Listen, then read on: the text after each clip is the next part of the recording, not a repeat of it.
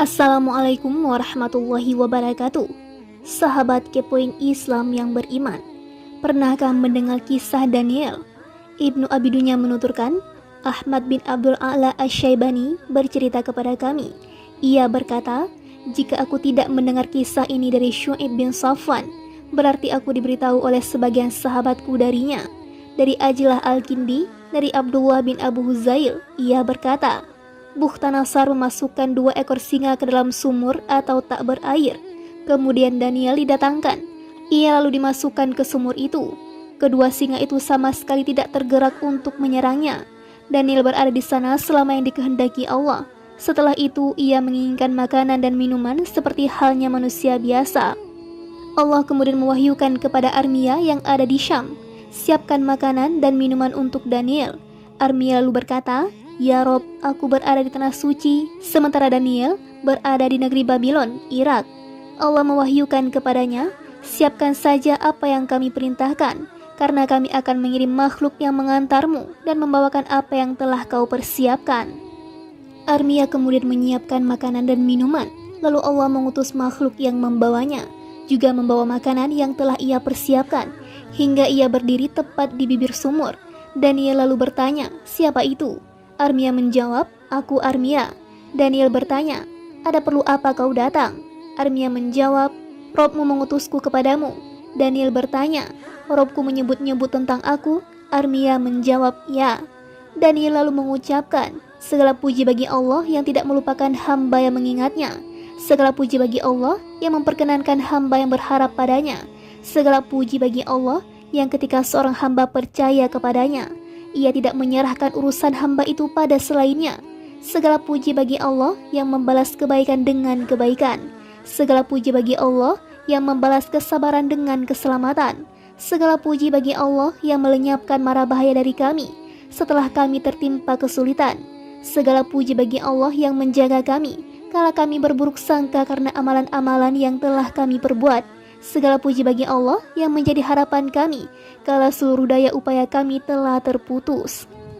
Yunus bin Bukair meriwayatkan dari Muhammad bin Ishaq dari Abu Khalid bin Dinar. Abu Aliyah bercerita kepada kami. Ia menuturkan, saat kami menaklukkan Tustar, kami menemukan sebuah kasur di Baitul Mal Hurmuzan. Di atas kasur itu ada sesosok jenazah dan di dekat kepalanya ada sebuah kitab. Kami mengambil kitab tersebut, lalu kami bawa ke Umar bin Khattab. Umar kemudian memanggil Ka'ab, lalu Ka'ab menyalinnya ke dalam bahasa Arab. Aku adalah orang Arab pertama yang membaca kitab tersebut. Aku membacanya seperti membaca Al-Quran. Aku kemudian berkata kepada Abu Aliyah, apa isinya? Abu Aliyah menjawab, kisah kalian, segala urusan kalian, kesalahan-kesalahan tutur kata kalian, dan apapun yang akan terjadi selanjutnya. Aku bertanya, lalu apa yang kalian lakukan dengan mayat itu? Ia menjawab, kami menggali 13 liang kubur di tengah-tengah sungai secara terpisah. Pada malam harinya, kami mengubur jenazah itu, lalu kami ratakan semua liang kubur dengan tanah agar tidak diketahui seorang pun, sehingga tidak ada yang menggali kuburnya. Aku bertanya, apa yang diharapkan orang dari jenazah itu? Ia menjawab, saat hujan tidak kunjung turun, mereka membawa kasur itu keluar, lalu mereka diberi hujan. Aku bertanya, menurutmu siapa jenazah lelaki itu? Ia menjawab, seseorang bernama Daniel. Aku bertanya, sejak kapan orang itu meninggal? Ia menjawab, sejak 300 tahun silam. Aku bertanya, tidak ada bagian tubuhnya yang membusuk? Ia menjawab, kecuali rambut-rambut di bagian tengkuk. Sungguh, daging para nabi tidak bisa dibusukkan bumi dan tidak dimakan hewan buas. Sanad sampai Abu Aliyah ini sahih. Namun, jika tahun kematiannya benar 300 tahun atau sebelum penaklukan Tustar, berarti bukan jenazah Nabi, tapi jenazah orang saleh. Karena selama rentang waktu antara Isa putra Maryam dengan Rasulullah, tidak ada seorang Nabi pun berdasarkan nas hadis yang tertera dalam riwayat Imam Bukhari. Rentang waktu antara keduanya terpisah selama 400 tahun. Pendapat lain menyebut 600 tahun. Ada juga yang menyebut 620 tahun. Mungkin tahun kematiannya adalah 800 tahun sebelumnya, karena rentang waktu ini lebih mendekati masa Daniel. Itu pun jika Daniel yang dimaksud adalah Nabi Daniel, salah seorang Nabi Bani Israel, karena bisa jadi dia Daniel lain, mungkin nabi atau mungkin orang saleh. Namun menurut dugaan dia adalah Daniel atau nabi Bani Israel karena ia dibawa Raja Persia, lalu ia tinggal di sana sebagai tahanan, seperti telah disebutkan sebelumnya. Diriwayatkan dengan sanad sahih hingga Abu Aliyah bahwa panjang hidung Daniel mencapai 1 jengkal. Diriwayatkan dari Anas bin Malik dengan sanad bagus, panjang hidung Daniel mencapai 1 hasta. Dengan demikian, kemungkinan orang yang dimaksud adalah salah seorang nabi terdahulu sebelum masa-masa yang disebut di atas. Abu Bakar bin Abi Dunya menyebutkan dalam Ahkamul Kubur, Abu Bilal Muhammad bin Haris bin Abdullah bin Abu Burdah bin Abu Musa al-Ash'ari bercerita kepada kami. Abu Muhammad Qasim bin Abdullah bercerita kepada kami dari Ash'ats al-Ahmari. Ia berkata, Rasulullah SAW bersabda, Daniel berdoa kepada Robnya agar jenazahnya dimakamkan umat Muhammad. Saat Abu Musa al-Ash'ari menaklukkan Tustar, ia mendapati jenazah Daniel berada di dalam peti, urat dan nadinya terpotong. Nabi SAW pernah menyampaikan, siapa yang menunjukkan jenazah Daniel, sampaikan berita surga gembira kepadanya. Orang yang menunjukkan jenazah Daniel bernama Harkush. Abu Musa kemudian mengirim surat kepada Umar, lalu Umar membalas, makamkan dia dan kirimlah utusan untuk menemui Harkush. Nabi SAW pernah menyampaikan berita gembira surga kepadanya. Riwayat melalui jalur di atas mursal, dan status mahfuz riwayat ini perlu dipertanyakan. Selanjutnya, Ibnu Abi Dunya menuturkan, Abu Bilal bercerita kepada kami, Qasim bin Abdullah bercerita kepada kami dari Anbasa bin Sa'id, ia seorang alim. Ia berkata, Abu Musa menemukan sebuah kitab di dekat jenazah Daniel dan sebuah kendi berisi lemak, beberapa dirham dan cincin miliknya.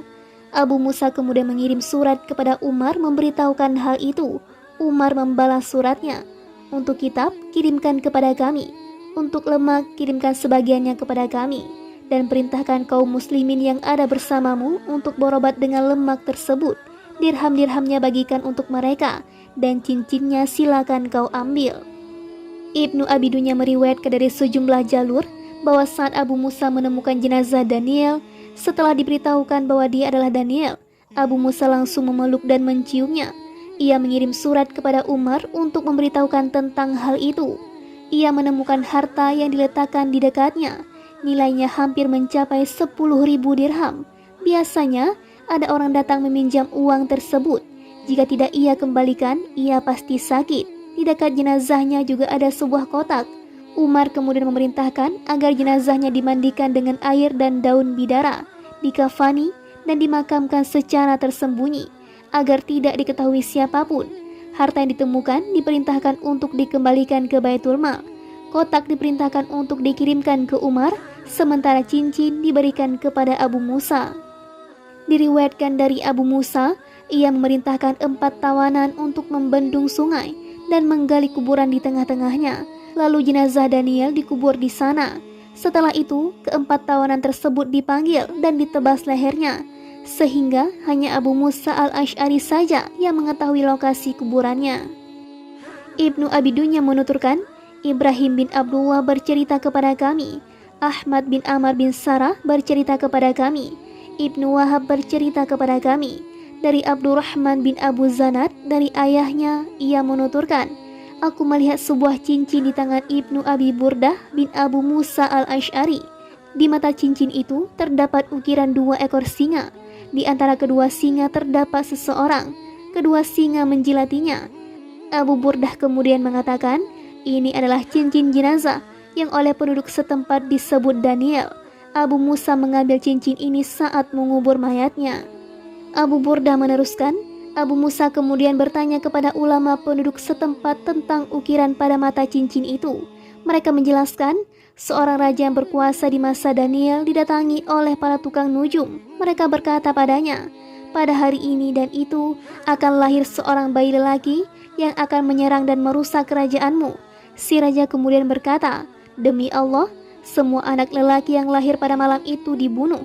Hanya saja mereka mengambil Daniel lalu mereka lemparkan ke dalam sumur yang di dalamnya ada 2 ekor singa. Selama semalaman, kedua singa itu hanya menjilati Daniel dan tidak membahayakannya. Ibunya datang dan mendapati kedua singa itu menjilati anaknya. Allah menyelamatkannya hingga ia dewasa. Abu Burdah meneruskan, Abu Musa berkata, ulama setempat mengatakan Daniel kemudian membuat ukiran bergambar dirinya dan dua singa yang menjilatinya di mata cincinnya agar ia tidak pernah melupakan nikmat Allah itu. Sanad riwayat ini hasan. Allah Subhanahu wa Ta'ala berfirman dalam kitabnya, dan Dia adalah penutur yang paling benar.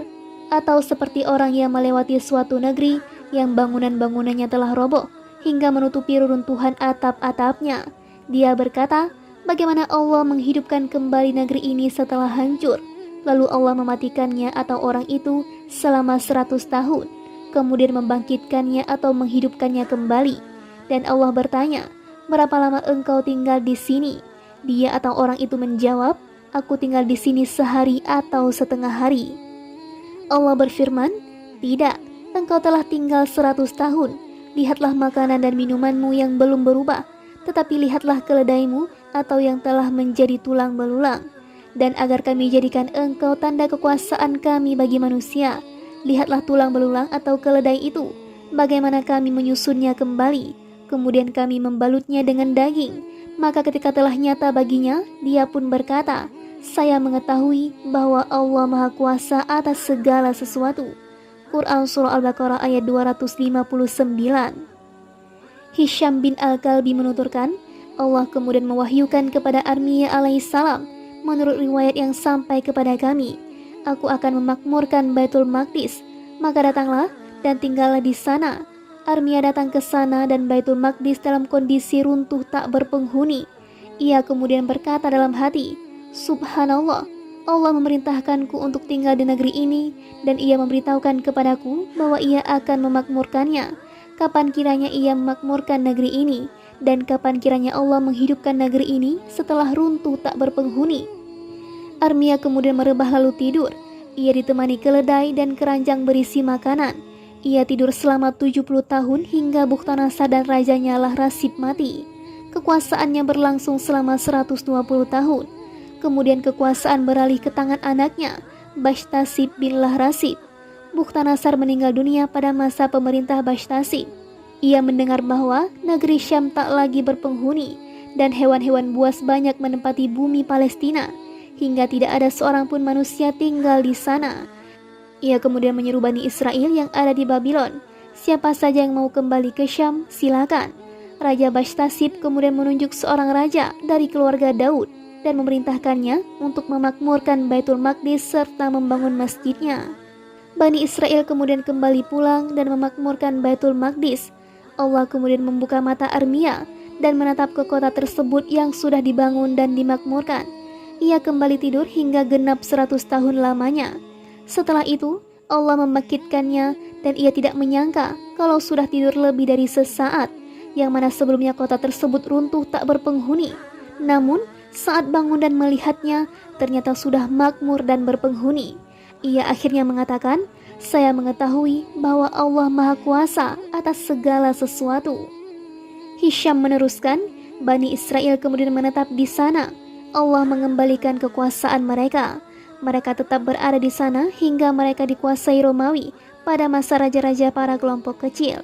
Setelah itu, mereka tidak lagi bersatu dan tidak memiliki kekuasaan setelah Nasrani menguasai mereka. Demikian penuturan Ibnu Jarir dalam At-Tarikh bersumber dari Hisham. Ibnu Jarir menyebutkan bahwa Lahrasib adalah seorang raja adil dan pemimpin kerajaan yang baik. Rakyat, berbagai negeri, raja, dan pemimpin tunduk padanya.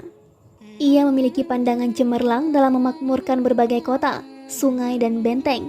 Namun, setelah Lahrasib lemah untuk mengatur kerajaan, setelah 100 sekian tahun berkuasa, ia turun tahta dan digantikan anaknya, Bashtasib. Pada masanya, muncul agama Majusi. Penyebabnya adalah seseorang bernama Zardashid mendampingi Armiyah. Namun, ia membuat Armiyah marah hingga mendoakan keburukan padanya.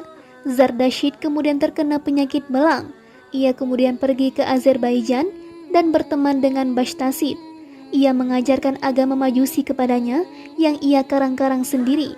Bashtasib ternyata menerimanya dan mendorong siapapun untuk memeluknya, memaksa dan membunuh banyak sekali rakyat yang enggan menerima agama ini. Setelah Bashtasib, kekuasaan beralih ke tangan Bahman bin Bashtasib.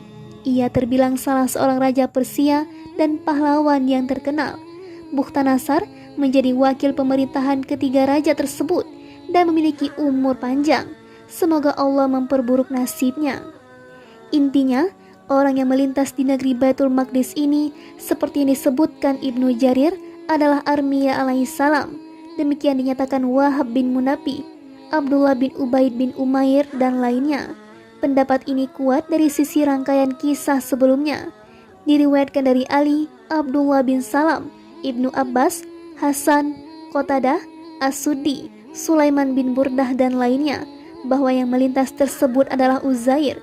Inilah yang masyhur menurut sebagian besar kalangan salaf dan khalaf. Wallahu a'lam. Wassalamualaikum warahmatullahi wabarakatuh.